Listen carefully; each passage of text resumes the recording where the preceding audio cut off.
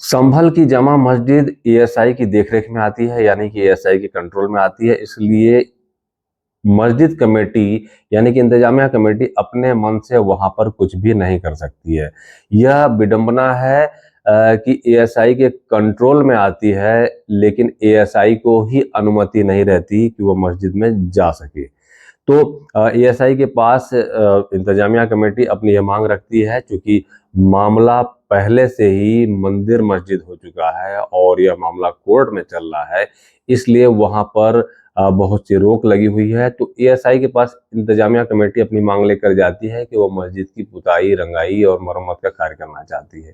तो एएसआई की तरफ से उनकी यह मांग खारिज कर दी जाती है। इसके बाद इंतजामिया कमेटी कोर्ट का रुख करती है। इसी संबंध में कोर्ट ने कल अपना निर्णय सुनाया था, जिस विषय पर अभी हम चर्चा करेंगे। जी हाँ दोस्तों, स्वागत और नमस्कार मेरे यूट्यूब चैनल इन5 इंडिया में। मैं वीके वत्स। इलाहाबाद हाई कोर्ट की एकल पीठ के जज न्यायाधीश रोहित रंजन अग्रवाल ने इंतजामिया कमेटी के पुनरीक्षण याचिका पर सिर्फ निर्णय सुनाया है कि उनको वहां धूल और घास की साफ सफाई करने का मौका दिया जा रहा है, यानी आदेश दिया गया निर्णय में। और अगली सुनवाई 2025 4 मार्च को होगी। अब हम प्रकरण के पीछे आते हैं और पूरे प्रकरण के विषय में जानने की कोशिश करते हैं।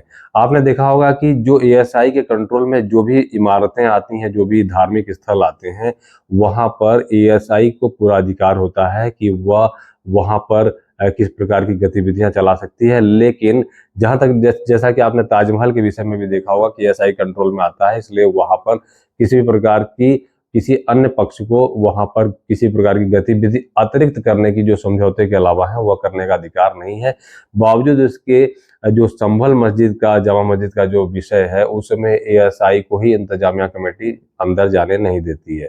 तो इंतजामिया कमेटी ने अपनी मांग रखी एएसआई के पास, क्योंकि अभी एएसआई इस समय पावर में दिख रही है। अभी तक तो एएसआई को वहां कुछ समझा नहीं जाता था, क्योंकि अब प्रकरण योगी सरकार के जो दौरान ये सब जो प्रकरण सामने आया है, कोर्ट की जो भी आदेश होते हैं उनको कड़ाई से वहां लागू किया जाता है, शासन प्रशासन मजबूत रहता है।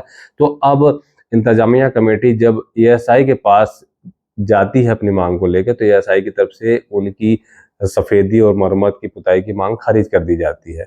अब इंतजामिया कमेटी रुख करती है हाई कोर्ट का। जब हाई कोर्ट का रुख करती है तो हाई कोर्ट की तरफ से दोनों पक्ष की सुनवाई होती है और एएसआई की तरफ से जो अधिवक्ता मनोज कुमार सिंह थे वह पक्ष रखते हैं। उन्होंने कहा कि इस विषय में एएसआई ने मांग इसलिए खारिज कर दी क्योंकि उसे इस बात की अभी जानकारी नहीं है कि वहां पर मरम्मत और सफेदी की आवश्यकता है या नहीं, क्योंकि इंतजामिया कमेटी उसे मस्जिद के अंदर जाने की अनुमति नहीं देती है। यह हास्यास्पद है कि मस्जिद कमेटी उनको अंदर जाने की अनुमति नहीं देती है।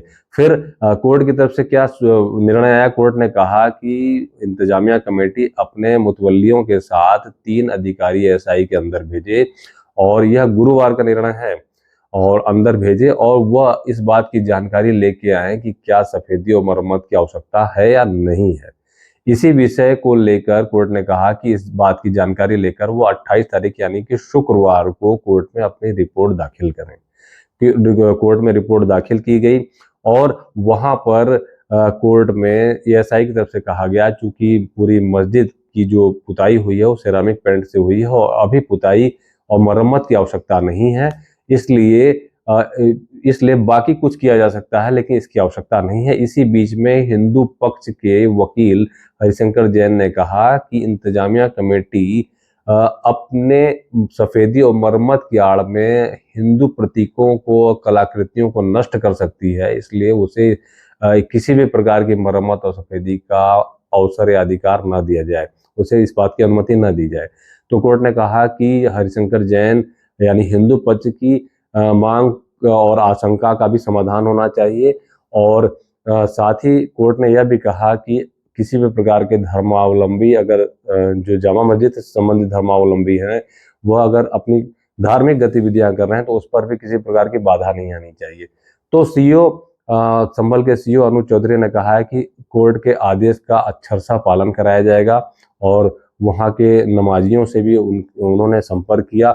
इसके अलावा जो जो इंतजामिया कमेटी के जो वकील एसएफ रिजवी हैं, उन्होंने भी हलफनामा दायर किया कि किसी प्रकार की बाधा एएसआई को या कानून के बीच में नहीं आने दी जाएगी, कानून को किसी प्रकार की बाधा नहीं आने दी जाएगी और कोर्ट के आदेश का अक्षरशः पालन किया जाएगा। तो फिलहाल इंतजामिया कमेटी जो चाह रही थी कि वो सफेदी और मरम्मत करा ले, उसकी अनुमति अभी उसे निर्णय में नहीं मिली है और एएसआई की तरफ से जो बातें कही गई और हिंदू पक्ष की जो आशंका रखी गई उसके आधार पर इंतजामिया कमेटी को धूल और साफ सफाई धूल और घास की सफाई करने का निर्णय सुनाया गया है।